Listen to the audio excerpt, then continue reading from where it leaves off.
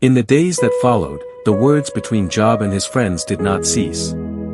The silence of the desert was filled with questions, accusations, and cries from a wounded soul.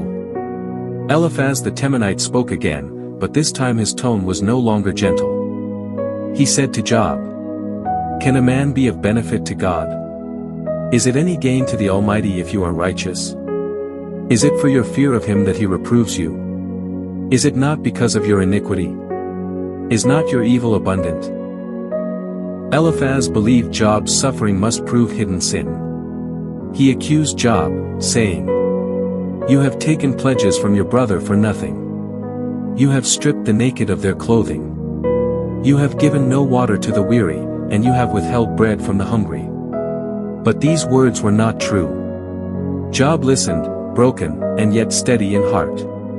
He answered, "My complaint is bitter. My hand is heavy on account of my groaning." Then Job cried out with longing, "Oh, that I knew where I might find him, that I might come even to his seat. I would lay my case before him and fill my mouth with arguments." Job did not turn away from God. He wanted God. He wanted to understand. He said, "Behold, I go forward, but he is not there, and backward, but I do not perceive him. But he knows the way that I take, when he has tried me, I shall come out as gold." Bildad the Shuhite answered next, but his words were few. He spoke of the greatness of God and the smallness of man. How then can man be in the right before God? How can he who is born of woman be pure? Job replied again, his voice carrying both sorrow and truth. He said, "Truly I know that it is so. But how can a man be righteous before God?"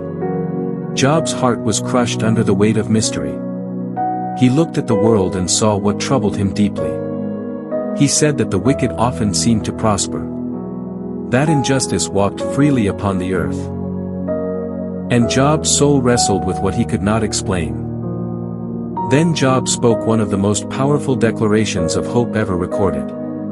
In the midst of suffering, in the midst of unanswered questions, Job said, "Oh, that my words were written. Oh, that they were inscribed in a book. For I know that my Redeemer lives, and at the last he will stand upon the earth. And after my skin has been thus destroyed, yet in my flesh I shall see God, even in ashes." Job believed.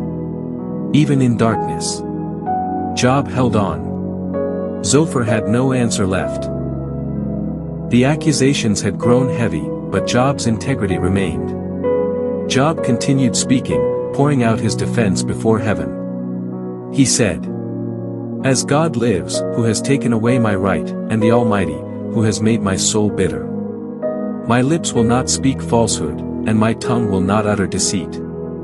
Far be it from me to say that you are right, till I die I will not put away my integrity from me." Job was not claiming perfection. He was clinging to truth. He was refusing to confess sins he had not committed. He described the shortness of life. He spoke of the grave. He spoke of the longing of the human heart for justice. And then Job made his final appeal. He began to recount his life before sorrow came. He remembered the days when God's lamp shone upon him. He said, "Oh, that I were as in the months of old, as in the days when God watched over me, when his friendship was upon my tent." Job remembered how he helped the poor, how he cared for the widow, how he defended the fatherless. He said, "I delivered the poor who cried for help, and the fatherless who had none to help him. I caused the widow's heart to sing for joy." Job searched his own life carefully. He declared, "If I have walked with falsehood, let me be weighed in a just balance, and let God know my integrity."